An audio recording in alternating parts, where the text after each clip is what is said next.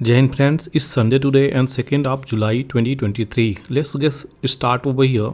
The Hindu editorial analysis which I compile over here for you, especially for civil services aspirant, those who are preparing for civil services examinations. So let's get start over here. यहाँ पे आपको बता दें daily current affairs यहाँ पे compile करके मैं लाता हूँ, जिसमें आपको बता देता हूँ यहाँ पे ये सारी चीज़ें आपके लिए एक जगह पे प्लेस करके मैं रख देता हूँ। तो ये चीज़ें daily current affairs, editorial, PIB news, down to earth along with front line, सारी चीज़ें आपको एक ही जगह पे प्राप्त हो जाती हैं, जो कि अगर आप करंट अफेयर्स की तलाश में हैं तो वो ये आपके लिए बहुत ही बेनिफिशियल है। तो चलिए शुरू करते हैं इस क्लास को, डेली करंट अफेयर्स को। तो यहाँ पे देखेंगे सबसे पहले जो हर बार की तरह यूपीएससी के प्रीवियस ईयर क्वेश्चंस को मैं पूछता हूँ, इसका एक्सप्लेनेशंस आपको कल अच्छे से डिटेल्ड व्यू से मैं प्रोवाइड कर देता हूँ, ताकि एक बार आपका रिवीजन भी हो जाए, जो कि आपके एग्जामिनेशंस के लिए मोस्ट इम्पॉर्टेंट है। तो क्वेश्चंस क्या कह रहा है, Rajya Sabha has equal powers with Lok Sabha. तो ये किस संदर्भ में राज्यसभा और लोकसभा में इक्वल पावर है, तो किसी न किसी संदर्भ में दोनों को इक्वल पावर दी गई है, वही यहाँ पे पूछ रहा है। तो पहले में क्या दे रहा है, the matter of creating knew all India services, दूसरे में दे रहा है अमेंडिंग द कॉन्स्टिट्यूशंस, तीसरे में दे रहा है रिमूवल ऑफ द गवर्नमेंट, और चौथे में दे रहा है मेकिंग कट मोशन। तो ये इनमें से कौन सा सही है आप कमेंट सेक्शंस में ज़रूर लिखें, ताकि आपको प्रैक्टिस हो। नेक्स्ट जो क्वेश्चन है, which one of the following categories of fundamental rights incorporate protection against untouchability as a form of discrimination. तो किस यहाँ पे कौन सा राइट आंसर है, पहले में दे रहा है राइट अगेंस्ट एक्सप्लॉयटेशंस, दूसरे में दे रहा है राइट टू फ्रीडम, तीसरे में दे रहा है राइट टू कॉन्स्टिट्यूशनल रेमेडीज, और चौथे में दे रहा है राइट टू इक्वालिटी। कौन सा सही है, इसका आंसर दें। आपको बता दें सारी की सारी एक्सप्लेनेशंस जो है आपको कल दी जाएगी, वो भी डिटेल से मैं प्रोवाइड करता हूँ। तो चलिए शुरू करते हैं। यहाँ पे आगे बढ़ते हैं। जो लेक्स है ये एक बार का मैं बता दूं, एक बार का पूरा एक स्टेट का मैं पूरा लेक कवर कर देता हूं। तो इनमें से कोई भी अगर आप सिंगल एक लेक जानते होंगे तो आप सारा इसका आंसर तुरंत जान जाएंगे। तो अनुस्पा लेक कहाँ पे है, बलीमेला रिजर्वायर लेक कहाँ पे है, चिलिका लेक कहाँ पे है, ये तो सभी लोग जानते होंगे, क्योंकि इससे यूपीएससी क्वेश्चंस कई बार की है। पीसीएस में तो भर भर के क्वेश्चंस आए हैं, लोअर पीसीएस में कई बार क्वेश्चंस आए हैं। तो इसकी जो चैन है ना बहुत लंबी है, और ये क्वेश्चंस हमेशा बनाती रहती है, क्योंकि ये न्यूज़ में हमेशा बनी रहती है। कंजिया लेक कहाँ पे है, तमपारा लेक कहाँ पे है, इसका आंसर आपको मैं कल दूंगा। चलिए आगे बढ़ते हैं यहाँ पे पीआईबी न्यूज़ की तरफ, देखते हैं पीआईबी न्यूज़ में क्या निकला है। तो प्राइम मिनिस्टर नरेंद्र मोदी यहाँ पे लॉन्च किए हैं क्या, national sickle cell anaemia elimination mission. कहाँ से, तो ये एलिमिनेशन मिशन पूछ सकता है, किस जगह से, प्लेस का नाम पूछ सकता है। याद रखिएगा शहडोल, शहडोल कहाँ है, मध्य प्रदेश। तो ये नेशनल सिकल सेल यहाँ पे एनीमिया मिशन लॉन्च किया गया है, किसको हटा दिया जाएगा। नेशनल सिकल सेल ये जो डे है कब मनाया जाता है, कमेंट सेक्शंस में ज़रूर लिखें। दूसरी चीज़ें, ये जो सिकल सेल है एक जेनेटिक डिजीज़ के रूप में यहाँ पे देखा जा रहा है, जेनेटिक स्टेटस कार्ड यहाँ पे बेनिफिशरीज़ को बनाकर दी जाएगी, ये ऐसी चीज़ें बता रहे हैं और डिस्ट्रीब्यूट करी जाएगी। प्राइम मिनिस्टर नरेंद्र मोदी यहाँ पे नीरज चोपड़ा को बधाई देते हुए नज़र आए हैं। क्यों, क्योंकि लौशाने में डायमंड लीग यहाँ पर इन्होंने जीता है। तो डायमंड लीग जीता है, नीरज चोपड़ा किस फील्ड से रिलेटेड हैं, ज़रूर कमेंट सेक्शंस में लिखिएगा। दूसरा जो आपका है, प्राइम मिनिस्टर नरेंद्र मोदी यहाँ पे कॉन्ग्रेचुलेट किए हैं किसको, तो इंडियन कबड्डी टीम जो 8वां एशियन कबड्डी चैम्पियनशिप टाइटल को ग्रैब की है। तो ये क्लिंच की है नई चीज़ें, जो कि इम्पोर्टेंट है, आपको याद होना चाहिए। कौवा है ये क्वेश्चंस बन सकता है, कौन कंट्री जीती ये भी बन सकता है। Indian naval ship INS Rana ये गाइडेड मिसाइल डिस्ट्रॉयर है, और INS Sumedha indigenously built offshore, यानी ऑफशोर का क्या मतलब होता है, ऑफशोर एंड ऑनशोर। ये अगर आपका समुद्र है तो ऑफशोर ये हो गया, ऑनशोर ये हो गया। तो ये चीज़ें याद रखिएगा, जितना किनारे जाएंगे आप ऑनशोर जाएंगे, ऑफशोर जितना बीच में जाएंगे समुद्र के वो ऑफशोर हो जाएगा। तो पेट्रोलिंग वेजल है, यहाँ पे मैरीटाइम पार्टनरशिप एक्सरसाइज हुई है जिससे MPEX बोला जाता है। तो MPEX बोला था, ये फ्रेंच नेवी के साथ हुई है, याद रखिएगा। कहाँ पर? बे ऑफ बंगाल। तो बंगाल की खाड़ी में ये चीज़ें हुई हैं, ये आप देख सकते हैं, ये आपकी बंगाल की खाड़ी है। तो बंगाल की खाड़ी का लोकेशंस ये है, अंडमान निकोबार का लोकेशंस ये है। लक्षद्वीप को तो जानते ही हैं। अपनी इंडिया की मैप जब भी देखिए तो किसी से किसी चीज़ को कनेक्ट करके देखिए, जिससे आपको लंबे समय तक चीज़ें याद रहेंगी। तो ये याद रखिएगा चीज़ें जो कि इम्पोर्टेंट हैं, क्योंकि क्वेश्चंस अपने इंडिया से कई बार क्वेश्चंस UPSC में सीधे सीधे पूछ दिए जाते हैं, जो कि काफ़ी कॉम्प्लेक्स क्वेश्चंस बना देता है वो, इसलिए काफ़ी डील करना टफ टास्क हो जाता है। यहाँ पे दूसरा जो बातें बोली जा रही हैं IREDA, ये क्या है? तो आपको बता दें, Indian renewable energy development energy limited, ये है जो कि 36वां एनुअल जनरल मीटिंग यहाँ पे हेल्ड कर रही है। कहाँ पर? न्यू दिल्ली में। तो Indian habitat centre new Delhi में ये कर रही है। क्या कार्य करेगी? जो भी रिन्यूएबल एनर्जी है। जय रिन्यूएबल एनर्जी क्या होता है? तो रिन्यूएबल एनर्जी ऐसी एनर्जी जो ऊर्जा लगातार आपको प्राप्त होती है, जैसे सोलर, विंड, जियोथर्मल, ये सारी जिस प्रकार से एनर्जी हैं। अभी न्यूक्लियर एनर्जी भी इसमें कन्फ्यूज़न है साइंटिफिकों के द्वारा कि ये रिन्यूएबल एनर्जी है कि नहीं है। तो ये एक डिबेटेबल पॉइंट है। न्यूक्लियर एनर्जी ये आपको पता होना चाहिए। बहुत सारी रिन्यूएबल एनर्जी है यहाँ पर। तो ये जो एनर्जी है इसके लिए यहाँ पे कार्य होगा, किस प्रकार से डेवलपमेंट करके आगे बढ़ सकते हैं। दूसरा जो आ रहा है, रावांडन का गवर्नमेंट यहाँ पे जो एक क्रिटिक करते थे पॉल रसेलबैगनिया के लिए, यहाँ पे इनका नाम है पॉल रसेलबैगनिया। तो यहाँ पे इनको प्रेशर देता हुआ इस कंट्री पे USA, तो इस कंट्री पे प्रेशर देके इनको रिलीज कराया है अभी रिसेंटली। और 1994 में जीनोसाइड को लेके ये बहुत ही हाईलाइट में आ गए थे। तो यहाँ पे prisoner in their own country यहाँ पे बोल रहे थे, क्योंकि यहाँ पे जो चीज़ें चल रही थी ना वो कहीं ना कहीं एक्सप्लॉयटेशन चल रही थी लोगों की, जिसके कारण अभी इनका न्यूज़ में नाम आ गया है। तो ये नाम याद रखिएगा, रवांडा के हैं और पॉल रसेलबैगनिया। Spanish prime minister Pedro Sanchez यहाँ पे ये भी प्लेस किए हैं कि यूरोपियन यूनियन के साथ यहाँ पे जाएंगे, अनइक्विवोकल सपोर्ट फॉर यूक्रेन।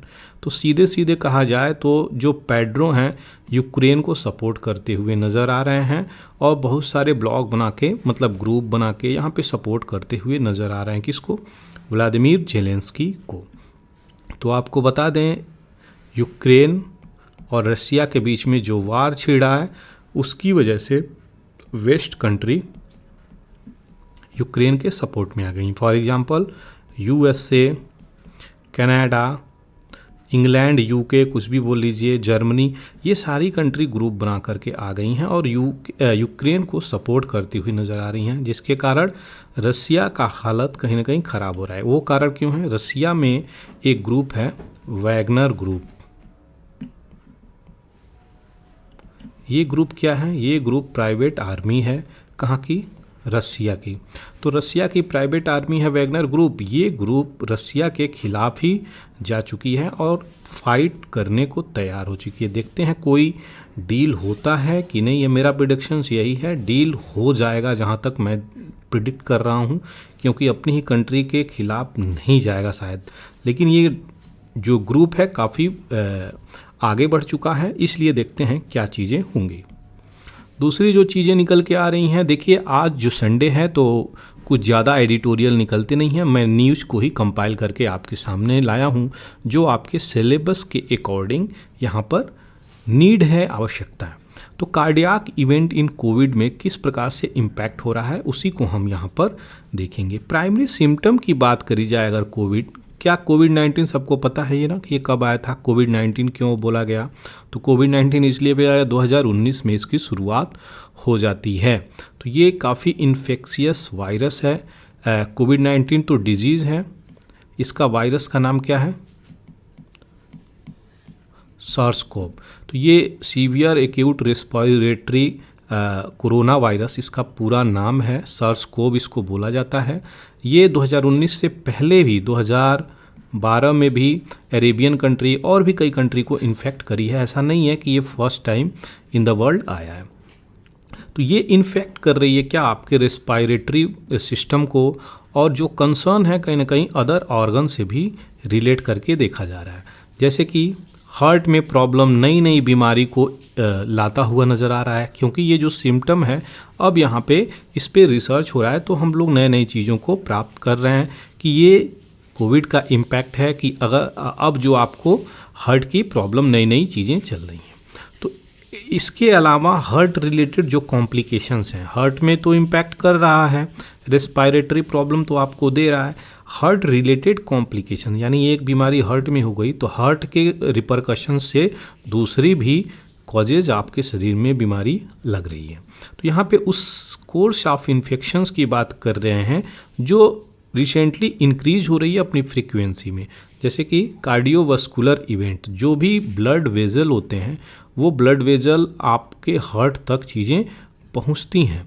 तो आर्टरीज एंड वेन्स अलग अलग रोल अपना प्ले करते हैं। तो हार्ट में 4 चैम्बर होते हैं, ऑरिकल और वेंटिकल। तो लेफ्ट ऑरिकल, राइट ऑरिकल, चारों पार्ट में अगर बात करी जाए तो अलग अलग प्रक्रिया से ब्लड का फ्लो होता है। तो ये चीज़ें इंपॉर्टेंट है। आशा करते हैं ब्लड का फ्लो तो आपको मैकेनिज्म पता होना चाहिए। Countries such as Japan, Norway, Australia, यहाँ पे ऑब्जर्व की है एक्सेस मोर्टेलिटी। इन कंट्रीज में बहुत ज़्यादा लोगों की डेथ हुई है, जिसके कारण यहाँ पे ये कहा जा रहा है इसका ओमिक्रॉन वेरिएंट बहुत इंपॉर्टेंट यहाँ पर रोल प्ले किया है इन डेथ में। तो ये कहीं ना कहीं एक सिग्निफिकेंट पोर्शन पॉपुलेशंस का इनसे इन्फेक्ट होता हुआ नज़र आ रहा है। जो रिस्क फैक्टर है जैसे कि टोबैको यूज करना, हाई कोलेस्ट्रॉल, ये सारी चीज़ें एडिशनल रिस्क फैक्टर अगर हैं तो और भी तीव्र गति से ये रिकॉग्नाइज हो रही हैं, और जो हृदय का रोग है वो बढ़ता हुआ नज़र आ रहा है। कुछ देखेंगे जो भी रिपरकशंस हैं किस प्रकार से हो रहे हैं, तो आप देख सकते हैं ये आपका हार्ट कुछ इस प्रकार से होता है।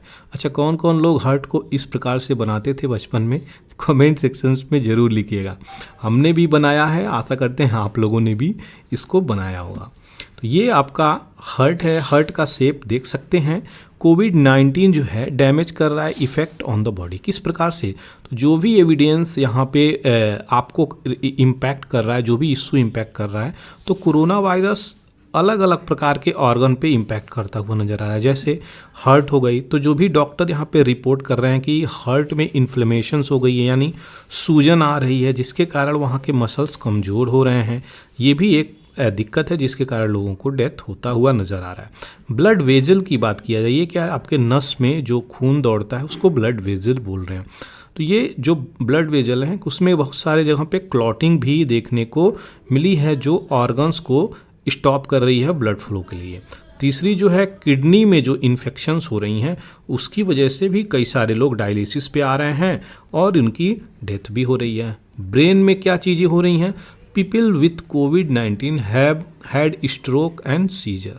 तो ब्रेन स्ट्रोक और सीजर से भी गुजर रहे हैं, जिसके कारण ये सारी चीज़ें निकल के आ रही हैं। कुछ लोग ये रिपोर्ट कर रहे हैं कि कन्फ्यूजन और डेलीरियम में पहुंच जा रहे हैं, यानी अगर कोई एक बार इन्फेक्ट हो जा रहा है कोविड-19 से तो यहाँ पे क्या हो रहा है, वो उसको ब्रूटली इम्पैक्ट करता हुआ नज़र आ रहा है, ब्रेन का सिस्टम पूरा हैक करता हुआ नज़र आ रहा है। आपको हमेशा डिलेमा, कन्फ्यूजन जैसा फेस होगा।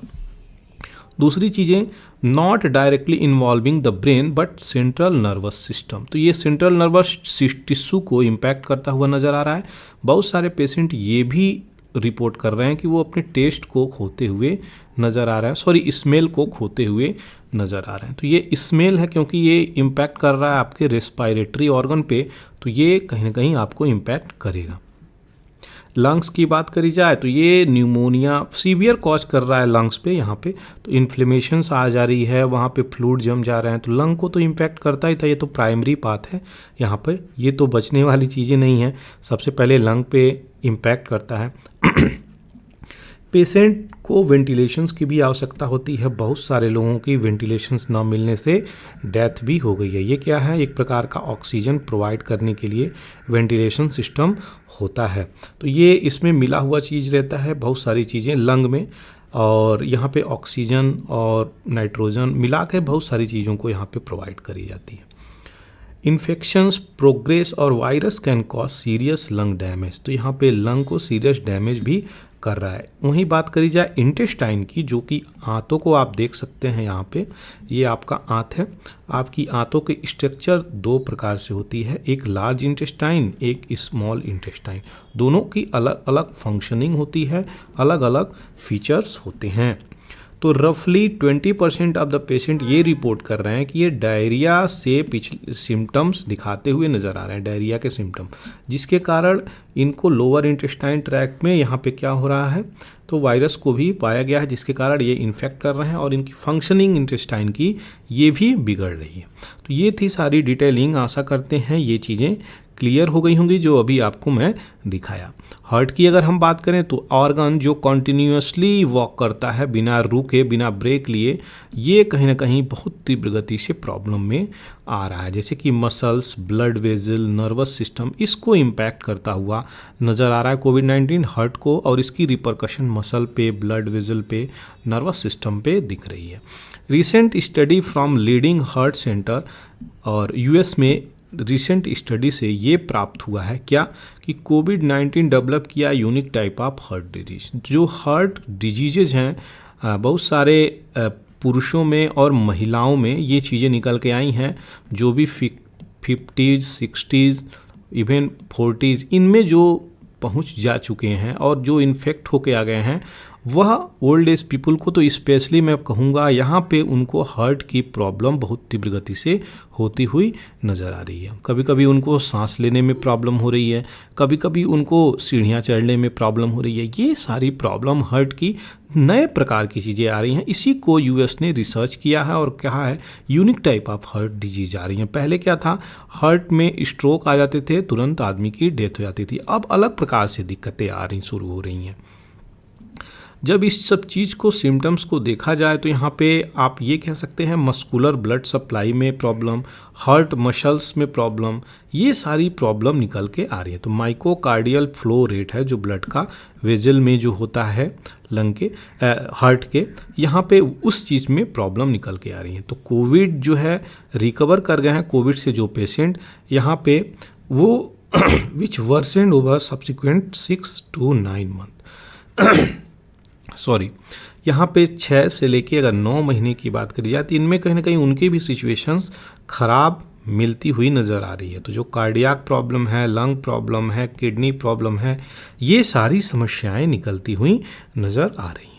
आशा करते हैं कोविड से रिलेटेड यहाँ पे जो भी जानकारी दी गई होगी आपको बेनिफिट पहुँचाएगी। अगर बेनिफिट पहुँचा रही हो तो इस चैनल को आप शेयर और सब्सक्राइब करने के लिए बिल्कुल भी नहीं भूलें। और आपको बता दें इसका एक टेलीग्राम चैनल है इस चैनल का, वहाँ पर जाएंगे आपको आराम से इसका पूरा कंप्लीट PDF मिल जाएगा, जो कि आप रिवाइज कर सकते हैं। कि रिवाइज करना बिल्कुल भी नहीं भूलिए। रिवाइज करने से क्या होगा कि जो मेमोराइजेशन पावर है ना वो बढ़ेगी और आप एग्जामिनेशंस पीरियड में वहाँ पे रिमेंबर कर सकेंगे, याद कर सकेंगे, रिकॉल कर सकेंगे। तो इसको, इस चीज़ को, चैन को बिल्कुल भी तोड़ना नहीं है। आगे बढ़ते हैं, यहाँ पे देखेंगे चाइना का नया फॉरेन रिलेशंस में जो लॉ लाया है वो किस प्रकार से चाइना लाया है। बहुत ही इंटरेस्टिंग ये चीज़ें हैं। चाइना जो लॉज लेके आया है उसकी डिटेलिंग को हम यहाँ पर समझेंगे और देखेंगे किस प्रकार से इसके लॉ फ्रेम किए गए हैं। क्या इंडिया के अगेंस्ट में है, क्या किसी और के अगेंस्ट में है, क्या केवल चाइना अपने लिए बनाया है, वो सारी चीज़ें और इसकी क्या इम्पैक्ट होगी इंडिया पे वो भी हम देख लेंगे। तो बात करी जाए 28 जून के आसपास ये जो पॉलिसी लेके आ रही है, क्या चाइना का national people Congress communist party जो कि है ये लेजिस्लेचर में एडॉप्ट करती है एक नया law foreign relation of people Republic of China. तो पीपल रिपब्लिक ऑफ चाइना बस बोलते हैं, होने को ये मिलिट्री रूल करते हैं। तो ये इफ़ेक्ट है आपका 1 जुलाई से, पिछले दिन की ही बात करी जाए, यहाँ से ये लागू हो जाता है। क्या आपका ये नया रूल फॉरेन रिलेशंस का चाइना का न्यू लॉ लागू कर दिया जाता है। अब इसमें क्या है, तो बात करी जाए, ये बहुत ही टाइट रूल्स और रेगुलेशंस लेके आए हुए हैं प्रेसिडेंट जी जिनपिंग की। अगर बात करी जाए तो अपने फॉरेन पॉलिसी को बहुत कंट्रोल करते हुए नज़र आ रहे हैं, जिसमें अगर बात करें हम तो ये ऑफिस में 2012 से विद्यमान है इस कुर्सी पर, और सेंट्रलाइज सिस्टम को और स्ट्रॉन्ग बनाते हुए नज़र आ रहे हैं। नेशनल पीपल ऑफ कांग्रेस अगर बात करी जाए यहाँ पे, तो ये बताया गया है कि जो भी मीडिया में बातें बोली गई हैं कि legal system concerning foreign affairs still has some shortcoming. तो अभी भी इसमें बहुत सारे शॉर्ट कमिंग ये भी बोल रहे हैं, और गैप्स जो एग्जिस्ट है लॉज में उसको भी सेफ गार्ड करी जाएगी नेशनल सॉवरेनिटी, सिक्योरिटी और डेवलपमेंट के इंटरेस्ट पे। अब देखिए क्या चीज़ें निकल के आ रही हैं यहाँ पे। नेशनल सॉवरेनिटी, सिक्योरिटी और इंटरेस्ट, इन चीज़ों पे हमेशा ही बात करते हुए नज़र आएगा। इस पूरे लॉ में आपको यही चीज़ें मिलेंगी जो चाइना अपने नेशनल इंटीग्रेशंस को लेके, सिक्योरिटी को लेके, डेवलपमेंट को लेके और इंटरेस्ट को लेके बातें करता हुआ नज़र आ रहा है। ये सारी चीज़ें आपको यहाँ पर जो नज़र आएंगी, आपको बता दें इन्हीं मुद्दों पे ही ये आगे बढ़ेगा, और यही इसकी फॉरेन रिलेशंस पॉलिसी आज के डेट में बनी है। तो ऑफिशियल्स यहाँ पे क्या कह रहे हैं कि हम लोग अभी स्पीड अप कर रहे हैं, क्या, building of the legal system concerning foreign affairs. तो अभी और इवोल्यूशनरी स्टेज में है, ये और बढ़ेगा, ये ऐसा बातें बोल रहे हैं। यहाँ पे बात करी जाए centralisation of the Chinese foreign policy, तो जो मैं पहले बताया, जो इनकी फॉरेन पॉलिसी है उसको और केंद्रीकृत कर रहे हैं और सेंट्रलाइज्ड कर रहे हैं। यानी इसका क्या मतलब होता है कि एक जगह पे पूरी की पूरी पावर और लॉज एक ही जगह पे होगी। अगर जैसे कि यूनियन है तो यूनियन गवर्नमेंट को हम सेंट्रल गवर्नमेंट मान लें, तो सेंट्रल गवर्नमेंट के पास सारी की सारी रूल्स और रेगुलेशंस की पावर इसी के हाथ में है। तो इस प्रकार से ये चीज़ों को और स्ट्रांग बनाते हुए नज़र आ रहे हैं। तो लीगल स्टैम्प बनाते नज़र आ रहे हैं इसको, और चैलेंज जो भी इसको करेगा यहाँ पे कहीं ना कहीं वायलेशंस होगा, किस चीज़ का, चाइनीज़ लॉ का। तो यहाँ के लोग भी इसको चैलेंज नहीं कर सकते। जो भी लॉ स्पेसिफिकली यहाँ पे मेंशन करी जाएगी, यह जी जिनपिंग किस चीज़ को कंसर्न में रख के बनाए हैं, तो बेल्ट एंड रोड इनिशिएटिव, ये चाइना का बहुत इंपॉर्टेंट प्रोजेक्ट है। और GDI global development initiative, global security initiative, ये सब इनिशिएटिव पूछ सकता है क्वेश्चंस, ये किस कंट्री का है। तो बेल्ट एंड रोड इनिशिएटिव तो सब जानते हैं, ग्लोबल डेवलपमेंट इनिशिएटिव और ग्लोबल सिक्योरिटी इनिशिएटिव ये अभी कुछ रिसेंटली समय में ही बनाया गया है। तो ये चीज़ें याद रखिएगा, चाइना का ये तीनों बहुत इंपॉर्टेंट है, ये सारी चीज़ें याद रखिएगा।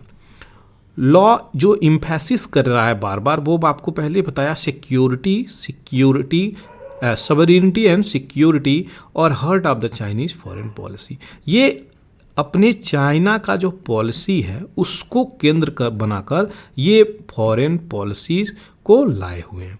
तो चाइना यहाँ पे क्या कहता है, जो भी राइट्स है वो आपको रेस्ट्रिक्टिव मेजर्स लेगा अगर कोई भी इसके सॉवरेनिटी के ऊपर क्वेश्चंस उठाता है, टिप्पणी करता है या फिर किसी प्रकार से सॉवरेनिटी के रूप में खतरा मंडराता है। तो नेशनल सिक्योरिटी, डेवलपमेंट, इंटरेस्ट, इन सब चीज़ों को लेके ये बात कर रहा है। जो भी फंडामेंटल नॉर्म्स, रेगुलेशंस हैं, इंटरनेशनल रेगुलेशंस हैं, इसको लेके ये बात करता हुआ नज़र आ रहा है। ये सारी चीज़ें इसकी safety, security, legitimate right, interest of the Chinese citizens, इनको ऊपर रखना चाह रहा है, जिसके कारण यह क्या लाना चाह रहा है कि जो सेंट्रलाइज सिस्टम है फॉरेन पॉलिसी इसकी, वो और स्ट्रांग बनाया जा रहा है। यानी अगर कोई भी कंट्री इसके साथ कोई भी पॉलिसी या एग्रीमेंट में जाती है तो इसकी सिक्योरिटी, सेफ्टी पहले होनी चाहिए। या भी फॉरेन पॉलिसी की अगर हम बात करें तो कोई भी कंट्री, जैसे कि फॉर एग्जांपल इंडिया है, तो इंडिया से जो डीलिंग होगी तो इसकी सॉवरेनिटी, सिक्योरिटी प्राइमरी ऑब्जेक्ट में आ रही है। यहाँ पे ये सारी चीज़ें बोल रहे हैं। अगर वहीं पे बात करी जाए आगे, तो जो बॉर्डर लॉ है, तो बॉर्डर लॉ का जब भी बात आता है तो इंडिया का चाइना के साथ जो डिस्प्यूट है वो भी निकल के आ जाता है। तो उस डिस्प्यूट को भी बैकग्राउंड में चल करके हम देखेंगे ताकि इंपॉर्टेंट चीज़ें छूटे ना। तो ये यहाँ पर भी अपनी सिक्योरिटी, सवर्निटी, टेरिटोरियल इंटीग्रिटी यहाँ पे भी बॉर्डर लॉ में 2021 में भी मेंशन किया था, एडॉप्ट करेगा और यहाँ पे ये चीज़ें करता हुआ भी नज़र आया। चाइनीज़ फॉरेन पॉलिसी यहाँ पे भी इसी के साथ कोइंसाइड करती हुई नज़र आ रही है। तो जो बॉर्डर डिस्प्यूट है इंडिया और चाइना का रिलेशंस में, यहाँ पे क्या बनेगा, कुछ तो नहीं बन पाएगा अगर इस प्रकार की पॉलिसी लेकर के ये आएगा, क्योंकि ये इंडिया का लैंड ऑक्यूपाई किया हुआ है। अक्साई चीन जो है आपका, ये अक्साई चीन है। अक्साई चीन, एक सेकंड में आपको पूरी दिखा ही देता हूँ। ये अक्साई चीन है, आप देख सकते हैं, ये अक्साई चीन है। जब नाम आ गया तो दिखाना पड़ेगा ही।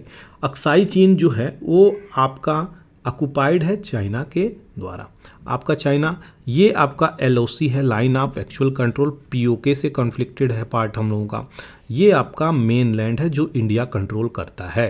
तो यहाँ तक तो हम लोग कंट्रोल करते हैं यहाँ तक, लेकिन ये जो रेड वाला पार्ट है, ग्रीन वाला पार्ट है, ये पाकिस्तान का पार्ट नहीं है। पाकिस्तान इसको ऑपरेट करता है, यहाँ पे चाइना इसको ऑपरेट करता है, लेकिन ये दोनों पार्ट हम लोगों का इंडियन का है। ये दो सक्सगाम वैली है, यहाँ से भी क्वेश्चंस आया है। 1963 में टेरिटरी सीड कर दिया गया था पाकिस्तान के द्वारा चाइना, यानी पाकिस्तान के द्वारा सीधे सीधे 1963 की बात करी जाए तो चाइना को दे दिया गया था। ये चीज़ें याद रखिएगा। दूसरी तरफ बात करें तो यहाँ पे नुब्रा वैली है, ये वैली याद रखिएगा, नुब्रा वैली से भी क्वेश्चंस आया है। यहाँ पे ये लाइन ऑफ एक्चुअल कंट्रोल बोला जाता है। तो जो भी चाइना के साथ बॉर्डर है वो LAC होता है और जो पाकिस्तान के साथ होता है LOC होता है। ये चीज़ें याद रखिएगा। बांग्लादेश के साथ जो बॉर्डर टच करता है उसको क्या बोलते हैं कमेंट सेक्शन में, चलिए मैं ही बता देता हूँ, उसको भी LOC ही बोला जाता है, याद रखिएगा। LOC, line of actual control. Arunachal Pradesh के साथ जो होता है बॉर्डर उसको क्या बोला जाता है, तो उसको आपको मैक मोहन लाइन बोला जाता है। ये चीज़ें याद रखिएगा। मैक मोहन लाइन अरुणाचल प्रदेश के साथ जो करता है उसको बोला जाता है। अब यहाँ पे टेरिटोरियल डिस्प्यूट की बात किए हैं हम, तो यहाँ पे देख सकते हैं ये आपका प्यारा इंडिया हो गया, ये एरिया चाइना ने जो क्लेम किया है, disputed area, disputed border, Arunachal Pradesh से डिस्प्यूटेड, मैकमोहन लाइन जो अभी आपको बताया डिस्प्यूटेड बॉर्डर है, बांग्लादेश और भूटान यहाँ पर हैं, आप देख सकते हैं, नेपाल यहाँ पे है, म्यांमार यहाँ पे। ये जो प्राइम लोकेशंस है आपको दिखाया जा रहा है, ये जो पार्ट 1963 में यहाँ पर ये पार्ट दिया गया था आप वो देख सकते हैं। तो सारी डिटेलिंग आपको बैकग्राउंड में यहाँ पर मैं दे दिया हूँ। आशा करता हूँ ये जो बैकग्राउंड की डिटेलिंग है वो क्लियर हो गई होगी। तो आगे बढ़ते हैं। यहाँ पे इंडियन एक्सपर्ट का ये मानना है, सोचना है कि जो भी बॉर्डर लॉ इसेंशियली चाइना यहाँ पे लेकर चल रहा है लाइन ऑफ एक्चुअल कंट्रोल। अब लाइन ऑफ एक्चुअल कंट्रोल कौन है, अभी आपको बताया लाइन ऑफ एक्चुअल कंट्रोल, ये लाइन की बातें बोली जा रही हैं। तो लाइन ऑफ एक्चुअल कंट्रोल, इस लाइन की बातें बोली जा रही हैं। तो ये ट्रांसग्रेशन ऑफ अप्रैल 1922, यहाँ पे कोई एग्रीमेंट किया 2020 में और यहाँ पे इसको पास करता हुआ, बाईपास करता हुआ भी नज़र आ रहा है। तो यहाँ पे upending both bilateral relations a decades old mechanism and at carefully managing the boundary dispute. यहाँ पे जो संधि हुई थी इन दोनों में कि आप बॉर्डर पे कोई भी हरकत नहीं करेंगे, पीस प्रोसेस को बनाए रखेंगे, ये चीज़ें अब टूटती हुई नज़र आ रही हैं। तो दोनों जो लॉ कंट्री करी थी एक साथ मिलके, यहाँ पे टेरिटोरियल डिस्प्यूट और बढ़ता हुआ बीजिंग से नज़र आ रहा है। नेशनल सॉवरेनिटी की ये बात कर रहे हैं, लेकिन दूसरे की नेशनल सॉवरेनिटी को यहाँ पे रिस्पेक्ट करना चाइना नहीं जान रहा है।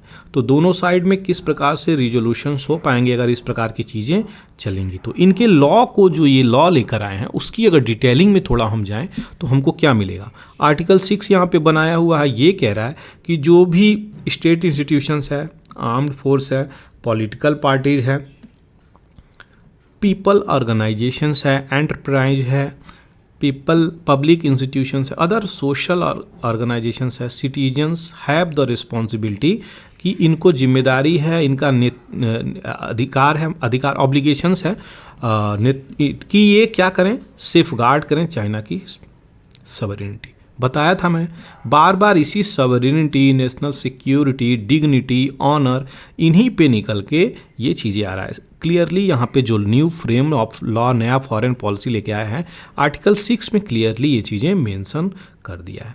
तो यहाँ के लोगों को भी ये फॉलो करना पड़ेगा, यहाँ पे ऐसी चीज़ें लेके आई। आर्टिकल 31 की बात करी जाए तो ये क्या कह रहा है, तो यहाँ पे जो एग्रीमेंट में ये चीज़ें बोल रहा है कि जो भी डिस्प्यूट होगी, साइनिंग ऑफ द एग्रीमेंट से यहाँ पे चीज़ें चलेंगी। As it declares that implementation and application of the treaty and agreement shall not undermine sovereignty and state. तो जो एग्रीमेंट भी आप कर लेंगे, पुनः वह चाहेगा चाइना तो डिस्प्यूट कर सकता है, क्योंकि एग्रीमेंट वो कह देगा कि भैया ये जो है एग्रीमेंट, ये मेरे सॉवरेनिटी को ब्रीच कर रहा है, इंटीग्रिटी को ब्रीच कर रहा है, तो क्या होगा, वो एग्रीमेंट वहीं ख़त्म हो जाएगा। तो ये बात बोल रहा है, अगर ब्रीच करेगा किसी भी प्रकार से उसके एग्रीमेंट को, तो वहाँ पे वो काट दिया जाएगा, वो एग्रीमेंट रहेगा ही नहीं। तो ये सिक्योरिटी और पब्लिक इंटरेस्ट की उसके बातें आ जाएंगी।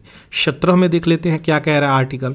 यहाँ पे जो मेन कंडक्ट होगा फॉरेन रिलेशंस को, तो अपहोल्ड होना चाहिए system of socialism, Chinese characteristic, safeguard होना चाहिए सॉवरेनिटी, यूनिफिकेशंस, टेरिटोरियल इंटीग्रिटी। देखें अभी तक मैंने जो बोला उसमें कुछ अलग आपको नजर आया, केवल नेशनल एम्पावरमेंट और security, safety, national integrity, sovereignty, honour, respect, citizen, इन्हीं का ये बातें करता हुआ नज़र आ रहा है। चाइना जो लॉज लेके आ रहा है, इसमें क्या हो रहा है, ग्रो होंगे रिलेशंस नेबरहुड में, ये भी ऐसा बातें बोल रहा है। एक तरफ अपना आप न्यू फ्रेम कर रहे हैं फॉरेन पॉलिसी, दूसरी तरफ जो लॉज लेके आ रहे हैं वो इंडिया की अगर कंसर्न में देखा जाए तो इंडिया से आपका डिस्प्यूट है लैंड बाउंड्री में बहुत सारे जगह पे, और आप जो कह रहे हैं कि अपने नेबर से भी बहुत सारे तरीके से आप एमिटी, सिंसियरिटी, म्यूचुअल बेनिफिट बनाकर चलेंगे। वो कैसे होगा, क्योंकि डिस्प्यूट तो आप रिजॉल्व ही नहीं कर रहे हैं। यहाँ पे ये कैसे चीज़ें होंगी, तो फ्रेंडशिप, पार्टनरशिप अपने नेबर से बनाने की भी बातें ये बोल रहे हैं।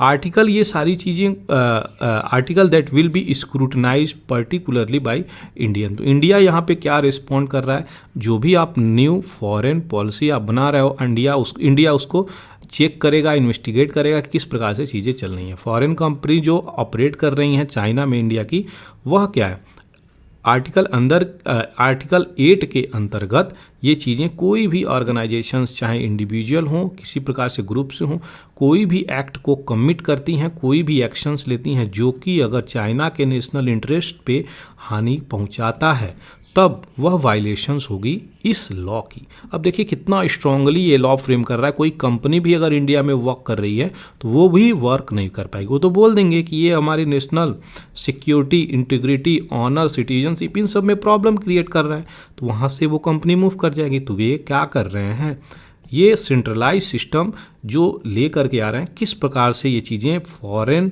जियो पॉलिटिक्स को कहीं ना कहीं इम्पैक्ट करती हुई नजर आएगी। 33वां क्या कह रहा है article, has right to take and call for measures to counter take restrictive. तो ये आप जो भी एक्शन लेंगे उसके लिए ये वायलेशंस, इंटरनेशनल लॉ, ये जो चीज़ें चलेंगी इसके अगेंस्ट में जाकर के ये एक्शंस ले सकता है। ऐसा नहीं है कि ये किसी भी चीज़ को मानेगा, क्योंकि इसकी सॉवरेनिटी अब सबसे टॉप पे हो गई है। तो ये थी सारी चीज़ें जो अभी मैं आपको बताया। अब थोड़ा मज़े की बात बता देता हूँ कि ये आपका चाइना है। 1000 BC जौ डायनेस्टी जो थी उस समय का मैं पिक बनाकर यहाँ पे आपको दे रहा हूँ। मैं उठाकर लाया हूँ गूगल से, जो आपको यहाँ पे प्रेजेंट कर रहा हूँ। अब इसकी डिटेलिंग को थोड़ा देखेंगे किस प्रकार से ये इवॉल्व हुआ है। तो ये ग्राफिक प्रेजेंटेशंस है और आपको दिखेगा ये किस प्रकार से ये जो चाइना है लोगों के लैंड को किस प्रकार से धीरे धीरे कैप्चर किया, फिर छोटा भी होता है इसका साम्राज्य, फिर धीरे धीरे बढ़ जाता है।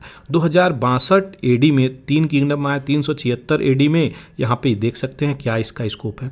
आज के डेट में किस तरीके से इंपीरियलिज्म की पॉलिसी लेके ये वर्ल्ड पे रूल कर रहा है, और हर एक कंट्री से इसका डिस्प्यूट है। साउथ चाइना सी की हम बात कर लें, वहाँ पे फिलीपींस से है, इंडोनेशिया से है, ताइवान से है, वियतनाम से, बहुत सारी कंट्रीज से इसका इशू निकल के आ रहा है। इंडिया के मेन लैंड बॉर्डर्स डिस्प्यूट अगर बात करी जाए तो इंडिया से है, बहुत सारी और भी कंट्रीज से हैं। तो ये जितने भी आसपास की कंट्री हैं वहाँ पे अशांति फैला के ये हमेशा कहीं ना कहीं इन सब चीज़ों के बारे में देखता है और वहाँ पे अपॉर्चुनिटीज हमेशा ढूंढता हुआ नज़र आता है। तो ये थी सारी डिटेलिंग। आशा करते हैं ये सारी चीज़ें आपको समझ में आई होंगी किस प्रकार से चीज़ें चाइना लेकर चलता है। अब देखते हैं कुछ चाइना का बैकग्राउंड, थोड़ा सा और न्यूज़ बच गया है, उसको मैं यहाँ पे कवर कर देता हूँ। तो ये मैरीटाइम सिल्क रोड है। मैरीटाइम सिल्क रोड यानी समुद्री मार्ग को भी ये बनाता हुआ नज़र आ रहा है। ये जो समुद्री रास्ते से जो शिप जाते हैं उसको भी मैरीटाइम सिल्क रोड बना रहा है, और जो मेन लैंड है उस पर तो road belt and road initiative के प्रोजेक्ट को लेके चल रहा है। तो ये देख सकते हैं किस प्रकार से इंडिया को घेरने का भी बात चल रहा है, यानी ये कनेक्टिविटी इंडिया के रास्ते भी लेकर चल रहा है। तो यहाँ पे जो श्रीलंका है इससे जुड़ गया है, यहाँ पे हम्बन टोटा पोर्ट है जो कि 99 साल के लिए लीज पे दिया गया है। ईरान पे भी पोर्ट है, उन कंट्री पे ही पोर्ट है। यहाँ पे अब सीचेल्स है, बहुत सारे कंट्री पे इसकी मिलिट्री आर्मी भी है। यहाँ पे ये बेस बना करके कार्य भी कर रहा है। तो ये कनेक्टिविटी सेंट्रल एशिया से लेके न्यू यूरेशिया लैंड ब्रिज और China Mongolia Russia corridor, China Indo China corridor ये बनाता हुआ नज़र आ रहा है, जिसके कारण ये बहुत सारी कंट्रीज़ को कवर कर रहा है। और बहुत सारी कंट्रीज ये भी चीज़ जानती हैं कि चाइना के साथ उनकी मजबूरियां भी हो जाती हैं, वो जुड़ना मजबूरियां भी हो जाती हैं, क्योंकि वो आसपास की कंट्री हैं, उससे पंगे नहीं ले सकते। ये बहुत सारी डिटेलिंग है जो अभी आपको यहाँ पे इंडो चाइना और उसकी न्यू फॉरेन पॉलिसी जो आई है चाइना की, उससे रिलेटेड मैं यहाँ पे दिया। आशा करते हैं चीज़ें क्लियर हो गई होंगी जो भी डिटेल आपको यहाँ पे दिया मैं। चलिए आगे बढ़ते हैं यहाँ पे नए न्यूज़ की तरफ। तो आर्टेमिस एकॉर्ड है, ये एकॉर्ड किससे रिलेटेड है, क्वेश्चंस अगर आ जाए तो आपको पता होना चाहिए। तो आर्टेमिस प्रोग्राम एक प्रकार से ये जो प्लान है वो रिलेटेड है आपके स्पेस से। स्पेस क्या है, तो जो भी हम स्पेस मिशंस करते हैं उस फील्ड से ये जुड़ा हुआ है। तो हम मून पे आर्टेमिस ये प्रोग्राम यूएसए का है, सबसे पहले तो यही जान लीजिए। ये चंद्रमा पे लोगों को भेजने का पुनः एक प्लान बनाया जा रहा है।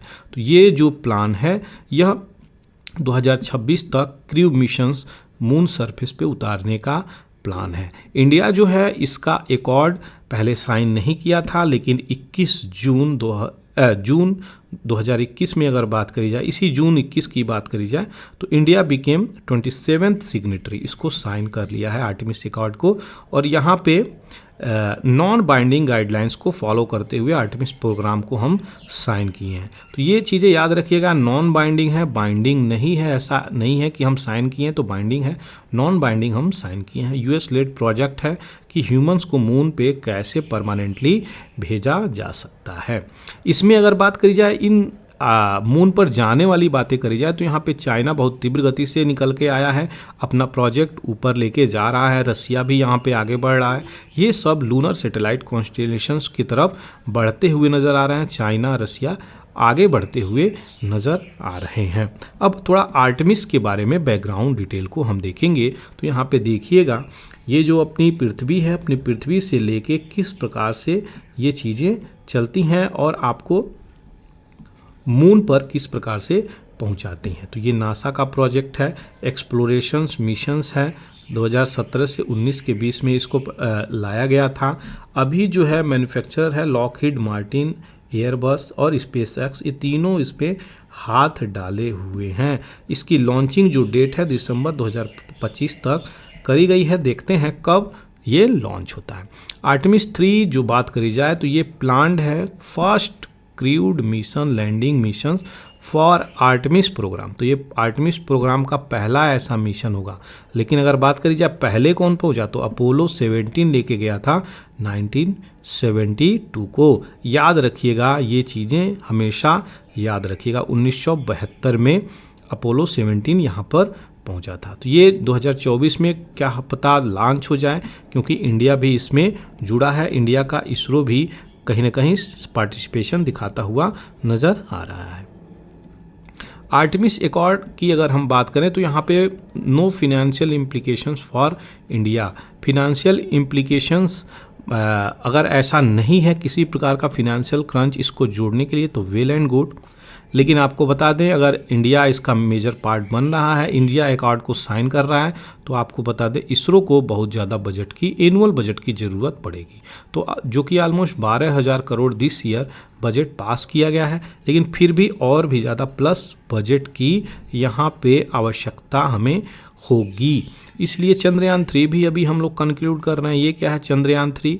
तो चंद्रयान-3 सॉफ्ट लैंडिंग की बात कर रहा है मून पर। चंद्रयान-3 याद रखिएगा। गगनयान प्रोजेक्ट क्या है? स्पेस में भेजने के लिए हम लोग अपने लोगों को स्पेस में कैसे भेज सकते हैं, अभी हम उस पर कार्य कर रहे हैं। तो ये लोग चंद्रमा पे भेज रहे हैं, हम लोग स्पेस में भेजने के लिए कार्य कर रहे हैं। आगे बढ़ते हैं। इंडियन ड्रग मेकर, इसके ऊपर एक न्यूज़ था तो जिसको मैं कंपाइल करके लाया हूँ। इंडियन फार्मा इंडस्ट्री जो हैं, जो कंपनीज हैं, जो भी टाइकून है, बिजनेसमैन हैं, बड़े बड़े जितने भी भारत की फार्मेसी हैं, उन सारे पे एक स्ट्रॉन्ग क्वेश्चंस निकलता हुआ नज़र आ रहा है। तो यहाँ पे आपको बता दें क्यों ऐसा चीज़ें चल रही हैं। तो जो ये सिरप है, कफ सिरप, उसमें बहुत सारे ऐसे मात्रा पाई गई है जो पॉइजनस है, जिसके कारण कैमरून में, गाम्बिया में, श्रीलंका में यहाँ पे बच्चों की डेथ हो गई है। उसको पीने के लिए जो आदमी कफ सिरप का इस्तेमाल किया, उसकी वजह से वहाँ पे डेथ नज़र आई है। तो यहाँ पे यही सारे जगहों पे प्रोटेस्ट भी हुआ है। श्रीलंका भी नोटिस भेजा है किस प्रकार की चीज़ें आप प्रोड्यूस करते हैं। तो भारतीय जो ट्रस्ट है ना, मैन्युफैक्चरिंग ट्रस्ट मेडिसिन के फील्ड में, ये ब्रीच होता हुआ नज़र आ रहा है। यही चीज़ें निकल के आ रही हैं। यहाँ पे किस प्रकार से ये चीज़ें यहाँ इंडिया डील करता है, वो देखने योग्य बातें हैं। लेकिन क्या लूप होल्स है, ये यहाँ से मेंस में क्वेश्चंस बन जाएगा। तो 70 के आसपास चिल्ड्रेन यहाँ पे कंटामिनेट किए गए हैं इंडिया के बने हुए सिरप से, जो कि आपको बता दें उज्बेकिस्तान में भी 18 बच्चे इन सब चीज़ों से डेथ हुआ। तो ये चीज़ें याद रखिएगा, डी एथिलीन ग्लाइकोल, जिसकी वजह से ये चीज़ें हुई। तो contaminated with high amount of D ethylene glycol, इसकी वजह से कई लोगों की डेथ हो गई है। या फिर एथिलाइन ग्लाइकोल ये भी बोल सकते हैं, DEG या फिर एथिलाइन ग्लाइकोल, इसकी वजह से यहाँ पे डेथ होती हुई नज़र आ रही है। तो जो भारत का ड्रग एंड कॉस्मेटिक एक्ट 1940 है, न्यूज़ में है, ये भी याद रखिएगा। क्वेश्चंस कोई भी बन सकता है। यहाँ पे क्या कह रहा है, ये लॉ ऐसा है कि अगर कोई भी गड़बड़ी करता है मैन्युफैक्चरर, तो उसका लाइसेंस और कंपनी ये पोस्टपोन बंद कर दिया जाएगा, रद्द कर दिया जाएगा, ऐसा चीज़ें हैं। तो लाइसेंस पुनः ले लेंगे दूसरे नाम से, तो वो चलाने लगेंगे। यहाँ पे कोई स्ट्रिंजेंट लॉस नहीं है इस फील्ड में, और यहाँ पे पनिशमेंट भी कोई हार्ड नहीं है। यहाँ पे इस फील्ड में रेगुलेशंस नहीं फ्रेम किए गए हैं इस फील्ड में। तो जो भी कंपनी यहाँ पे बना रही है, उसकी कम से कम मैक्सिमम पनिशमेंट हो। अगर ऐसी कोई कृत्य होती है, एक्टिविटी होती है, लाइफ टाइम हो, तब जाके यहाँ पे ये चीज़ें चल सकेंगी। लेकिन जो लॉ है, अगर पेंडिंग है आपके कोर्ट में, तो वो भी बहुत तीव्र गति से आगे बढ़ता है इन सब केसों को अगर देखा जाए। अब जहाँ पे गाम्बिया, कैमरून, ये जो कंट्री हैं, यहाँ पे केसेस हुई हैं, उसकी डिटेलिंग को हम देखेंगे। तो गाम्बिया कहाँ पे है, जल्दी से यहाँ पे बताइए, गाम्बिया कहाँ पे है? देख सकते हैं क्या आप गाम्बिया कहाँ पे है? गाम्बिया कहाँ पे है ये देखने में बहुत दिक्कत हो जाएगी, क्योंकि गाम्बिया ये है, देखिए ये छोटा सा गाम्बिया है। आपको यहाँ पे सेनेगल के नीचे याद रखिएगा। इसकी कैपिटल क्या है, ये कमेंट सेक्शंस में ज़रूर लिखें, क्योंकि ये न्यूज़ में आ गई है कंट्री। कैमरून कंट्री आपका ये रहा, कैमरून कंट्री। तो ये याद रखिएगा, यहाँ पे इशू निकल के आ रही हैं। अफ्रीकन नेशंस में मैन्युफैक्चर करके जो भी कप सिरप यानी मेडिसिन्स पहुँच रहे हैं, वहाँ पे कई सारे जो ड्रिंक कर रहे हैं, उन दवाओं को सेवन कर रहे हैं, उनका डेथ होता हुआ नज़र आ रहा है। क्वेश्चंस क्या उठ रहा है कि फार्मेसी ऑफ इंडिया किस क्वालिटी की चीज़ें निर्माण कर रही है, यहाँ पे मैन्युफैक्चर सारे रूल्स रेगुलेशंस को फॉलो कर रहे हैं या नहीं, यहाँ की जो ड्रग रेगुलेटर एजेंसीज हैं वो किस प्रकार से कार्य कर रही है, ये सारी चीज़ें निकल के आ रही हैं। दूसरी तरफ प्रेसिडेंट पुतिन जो हैं, तो पुतिन के ये सारे के सारे पुतिन प्रेसिडेंट के ही ये पुराने कलीग हैं। तो ये आपको बता दें, इनका जो शुरुआत हुआ था कैरियर, वो आर्मी से हुआ था। आर्मी से ही अपने कलीग को यहाँ तक ये लेकर के आए हैं। तो इनकी कैबिनेट में जो हैं, ग्रुप में, इनकी मंत्रालय में, ये सारे लोग इन्हीं को जानने वाले इनके प्रिय प्रिय मित्र हैं। अब बात आती है किसकी, तो बात आती है प्रिगोजिन की। येवनेव प्रिगोजिन की, जो कि वैगनर ग्रुप चला रहे हैं, एक प्राइवेट आर्मी है। इस आर्मी के पास बता दें 25 से 30 हज़ार के आसपास प्राइवेट आर्मी है, जो आर्म्स और इम्यूनिशंस, आर्टिलरी, टैंक्स, ये सारी चीज़ें स्वयं रखी हुई है। यही आर्मी थी जो यूक्रेन में डील कर रही थी रसिया के साथ। तो यूक्रेन में यही आर्मी तबाही मचाई, लेकिन आज यही आर्मी है जो रसिया के ही खिलाफ कूच करती हुई नज़र आई है और मॉस्को तक पहुंच गई है और रसिया के अगेंस्ट में खड़ी हो गई है। देखते हैं किस प्रकार से ये चीज़ें डील करती है। ये आपकी रसिया और ये आपका पूरा एशिया।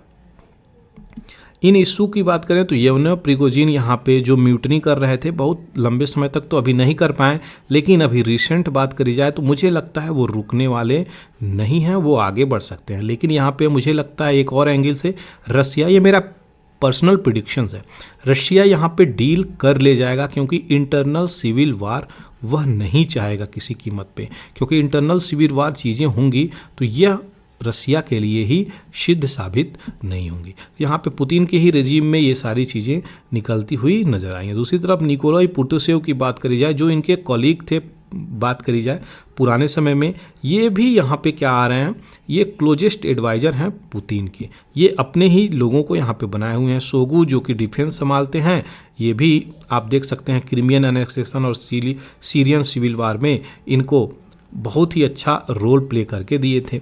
ये सारी चीज़ें जो अभी निकल के आ रही हैं, रसिया सबसे ज़्यादा इशू क्रिएट कर रहा है किस चीज़ से अब, तो अगर बात करें वैगनर ग्रुप से। यही ग्रुप अब कहीं ना कहीं रसिया में तबाही मचाने को तैयार है। अब आमने सामने दोनों आर्मी खड़ी हो गई है, तो रसिया की आर्मी और प्राइवेट वैगनर ग्रुप की आर्मी जो येवनेव प्रिगोजिन चलाते हैं। ये थी सारी डिटेलिंग। आशा करते हैं रसिया की सारी डिटेलिंग और जो भी न्यूज़ चल रही है वो चीज़ें क्लियर हो गई होंगी। आगे बढ़ते हैं। यहाँ पे सेंट ऑफ द सिटी, तो कमेंट सेक्शंस में ज़रूर लिखिए सेंट ऑफ द सिटी किसे बोलते हैं। ये आपके यूपी में है, चलिए बता देते हैं, आपका कन्नौज ही सिटी है जो सेंट ऑफ द सिटी है। इसकी खूबसूरती क्या है बनाने का, जो मैन्युफैक्चरिंग सिस्टम है इसका, वो क्या है, तो ये सबसे पहले आपको बता दें, यहाँ पे ट्रेडिशनल प्रोसेस का इस्तेमाल करके यहाँ पे इसको मैन्युफैक्चर किया जाता है। फ्लावर्स का इस्तेमाल करके यहाँ पे मैन्युफैक्चर किया जाता है। सैंडल ऑयल का इस्तेमाल किया जाता है, जो भी लिक्विड बनाया जाता है इसको प्रोसेस किया जाता है, जो वो नेचुरल पॉट में किया जाता है। तो ये देख सकते हैं सारी की सारी हैंडमेड यहाँ पे चीज़ें चलती हैं, लेबर भी रीजनल इस्तेमाल किया जाता है। तो इस प्रोसेस से ये चीज़ें बनती हैं, जिसके कारण ये सेंट जो है ना, ये काफ़ी कॉस्टली हो जाते हैं, काफ़ी कॉस्टली हो जाते हैं। आज के सेंट में ये जो ऑयल यूज करते हैं हम लोग, वो यूज हो जाता है, जिसके कारण उसका कॉस्ट तो ऐसे ही 80% गिर जाता है, जिसके कारण वो जो क्वालिटी है ना वो बरकरार नहीं हो सकती। तो ये राजा महाराजाओं के समय से ये चीज़ें चल रही हैं। ये ऑयल और परफ्यूम बनाने की विधि आपको कहाँ पर, कन्नौज सिटी में, उत्तर प्रदेश में। ये सारी डिटेलिंग थी। आगे बढ़ते हैं। यहाँ पे न्यूज और फैक्ट्स को कुछ देख लेंगे। तो नेशनल इन्वेस्टिगेशन एजेंसी यहाँ पे अभी आईएस का लिंक पाई है, किस में, तो आपके कर्नाटका राज्य में। क्यों? क्योंकि यहाँ पे रोबोटिक्स कोर्स किए हुए कुछ बच्चे इस्तेमाल करके यहाँ पे क्या किए हैं, बम बनाने का प्रयास किए हैं, जो कि यहाँ पे शिमोगा डिस्ट्रिक्ट में यहाँ पे इशू निकल के आई है। तो ये न्यूज़ में था। एनआईए यहाँ पे इन्वेस्टिगेशंस की है, कुछ लोगों को अरेस्ट भी करा गया है। इंडिया की सिख एयरलाइंस, एयरपोर्ट और एयरलाइंस की बात करी जाए तो यहाँ पे एयरलाइंस में जो फेयर है ना वो बहुत तीव्र गति से बढ़ते हुए नज़र आए हैं। उड़ान स्कीम आई थी 1, 2, 3, 4, 5, 6, ये जो स्कीम आई थी उड़ान, आपको बता दें, उड़े देश का आम नागरिक। अब आम नागरिक कैसे बैठेगा, इस पे ये सोचने वाली बात है। क्यों ऐसा हो क्यों रहा है, तो आपको बता दें, यहाँ पर जो पुराने एयरलाइंस थे वो एयरलाइंस बंद हो गए, क्योंकि वो उनका बजट घाटे में चल रहा था, जिसके कारण अब शॉर्टेज हो गई है एयरलाइंस की। तो जो एयरलाइंस अपनी स्ट्रॉन्ग दबदबा बनाए थे वो प्राइजेस को हाइक किए हुए हैं। अब यहाँ पे वही सारी चीज़ें कॉम्प्लिकेशंस नज़र आ रही हैं जो पैसेंजर को झेलना पड़ रहा है। दूसरी तरफ टिपरा मोथा ये डेलीगेशंस यहाँ पे किससे मिलने पहुँची है? तो आपके होम मिनिस्टर अमित शाह जी से मिलने पहुँची है। ये किस चीज़ के लिए पहुँचे हैं? तो आपको बता दें, ग्रेटर त्रिपुरा लैंड। ये क्या है त्रिपुरा लैंड? तो त्रिपुरा राज्य में ही एक नया राज्य या यूनियन टेरिटरी बनाने का डिमांड कर रहे हैं। और आपको बता दें, यहाँ पे 13 सीट त्रिपुरा असेंबली इलेक्शंस में ये हेल्ड करी थी और यहाँ पे चौथी बार यहाँ पे मिलने पहुँचे हैं आपके होम मिनिस्ट्री से। तो क्या त्रिपुरा यहाँ पे जो देखा जाए हम लोग, त्रिपुरा ये रहा आपका, क्या यहाँ पे डिवीज़न होगा, यूटी बनेगा या फिर स्टेट बनने को तैयार है क्या? और दूसरी तरफ मणिपुर की बात करी जाए तो 2 कम्युनिटी है, कुकी एंड मितई। इन दोनों में एथनिक वायलेंस इरप्ट हो गए हैं जब से यहाँ पे बोला गया हाई कोर्ट के द्वारा कि मितई को शेड्यूल्ड ट्राइब में 6वें शेड्यूल्ड ट्राइब में ऐड कर लेना चाहिए। इन दोनों के बीच में एथनिक वायलेंस इरप्ट हो गया। तो ये चीज़ें जो हैं आपको देखना चाहिए। चलिए जल्दी से बताइए, त्रिपुरा कितने स्टेट से और कितने कंट्री से बॉर्डर टच करता है? ये इंपॉर्टेंट क्वेश्चंस है, क्वेश्चंस यहाँ से बनाया जा सकता है। कितने स्टेट से और कितने कंट्री से बॉर्डर टच करता है? तो ये देख सकते हैं किस प्रकार से इंडिगो का प्राइस यहाँ पे हाई हुआ है। तो ये 2019 का प्राइस है, 2023 का प्राइस देख सकते हैं। तो ये देखिए किस प्रकार से सीधे सुपरलेटिव होता हुआ नज़र आ रहा है। तो एयर इंडिया, स्पाइस जेट और अक्सा एयर, ये सब का जो बात है अभी थोड़ा थोड़ा कम है, लेकिन इंडिगो का देखिए किस प्रकार से ऊंचा उड़ान भरता हुआ नज़र आ रहा है। कुछ न्यूज और फैक्ट्स देखेंगे तो गवर्नमेंट का जो एम्बिशियस प्लान था कि हर घर में नल का जल हो, कम से कम कोई भी ऐसा नहीं हो जो पानी के लिए तो कम से कम ना तरसे, तो हर घर टैप वाटर की व्यवस्था करी गई थी। और रूरल हाउस होल्ड में ये लाया गया था 2024 तक हम पहुंचा देंगे, लेकिन आज भी 75% गाँवों को ही चीज़ें मिली हैं, यानी 4 में से 1 लोगों को टैप वाटर नहीं मिल पाया है। अभी भी चीज़ें बाकी हैं। तो क्या ये जल जीवन जो मिशन आया है इसके तहत ये चीज़ें कंप्लीट हो पाएंगी, जो कि डेडलाइन बताया गया था 24 तक? तो ये अभी हमको लगता यहाँ पे कह रहे हैं एडिटर ये चीज़ें नहीं हो पाएंगी। दूसरी तरफ deadline freeze the administrative boundary of district, tehsil, town among others has been extended. तो ये जो डेडलाइन है फ्रीज करी जा रही है क्या? सेंसस को। अभी सेंसस आपको बता दें 2011 के बाद 2021 में सेंसस आने थे, लेकिन पेंडेमिक आ गया, उसके बाद चीज़ें सही से चली नहीं। फिर जब शुरुआत हुई तो अब 24 का इलेक्शन आ गया, तो अब इलेक्शंस को भी बाईपास करने का प्लान चल रहा है। देखते हैं क्या यहाँ पे न्यूज है। चलिए सेंसस का बात आ गया तो बैकग्राउंड में जा कर के तुरंत हम लोग ये देख लेते हैं सेंसस है क्या। तो सेंसस की अगर डिटेलिंग को ये देखा जाए तो ये 10 साल में एक बार होता है जनगणना, यानी लोगों को गिना जाता है भारत में कितने लोग हैं। आपको बता दें बहुत पुरानी पद्धति है, ये कोई नया सिस्टम नहीं है। अंग्रेज से भी पहले हम लोग गणना करते थे। ये किस चीज़ में मेंशन है? मौर्य सिस्टम से अगर बात करी जाए, कौटिल्य के अर्थशास्त्र बुक से ये चीज़ें निकल कर आती हैं। अकबर भी अपने समय में कराते थे, राजा महाराजा भी अपने समय में कराते थे। बहुत पुरानी सिस्टम है ये भारतीय पद्धति में। लेकिन अंग्रेज़ों को अगर देखा जाए तो अंग्रेज के समय में 1872 में लॉर्ड मायो जो थे यहाँ पे पहला सेंसस कराते हैं। तो लॉर्ड मायो को फादर ऑफ सेंसस इंडिया में बोला जाता है, जो कि गलत है मेरे हिसाब से। ये चीज़ें याद रखिएगा। दूसरी तरफ जो बात करा जाए यहाँ पे, ये अभी जो होगा वो 16वां 2021 का रिपोर्ट 2024 या 25 में निकल के आएगा, वो 16वां सेंसस होगा। पहला जो सेंसस कराया गया था कंप्लीट सेंसस 1881 में कराया गया था। 72 में रीजनल प्लेस पे किसी विशेष क्षेत्र को ऐड कर करके करा दिया गया था, लेकिन पहला कंप्लीट सेंसस 1881 में हुआ है। इससे भी क्वेश्चंस आए हैं, इससे भी क्वेश्चंस पूछे गए हैं, इससे भी क्वेश्चंस पूछे जाएंगे। और ये भी याद रखिएगा 1949 में अगर बात करी जाए तो रजिस्ट्रार जनरल और सेंसस कमिश्नर ऑफ इंडिया ये मिनिस्ट्री के अंतर्गत आते हैं, होम मिनिस्ट्री। ये भी क्वेश्चन पूछा गया है कौन सी मिनिस्ट्री सेंसस कंडक्ट कराती है, तो ये याद रखिएगा होम मिनिस्ट्री। और कंपाइल करने में कौन इस प्रयोग करता है, तो रजिस्ट्रार जनरल, सेंसस कमिश्नर, ये लोग मदद करते हैं। ये जितने भी सेंससेस हुए हैं 1951 में ये कंडक्ट किए गए हैं आपके सेंसस एक्ट 1948 के अंतर्गत। तो ये एक्ट भी आपका क्वेश्चंस बन सकता है। सेंसस एक्ट 1948 में ये आया। 1948 का census act does not bind, ये बाइंड ही नहीं करता है किसी भी गवर्नमेंट को कि आप टाइम पीरियड पे सेंसस डाटा रिलीज करें। इसीलिए तो 2021 में टाइम थी, 2025 जाने को तैयार है। तो ये चीज़ें याद रखिएगा, 2024 में इलेक्शंस के बाद ही ये चीज़ें हमको लगती हैं रिलीज हो पाएंगी ये डाटा। तो ये बाइंड नहीं करता है कि आप टाइमली ये चीज़ें एग्जीक्यूट कराइए।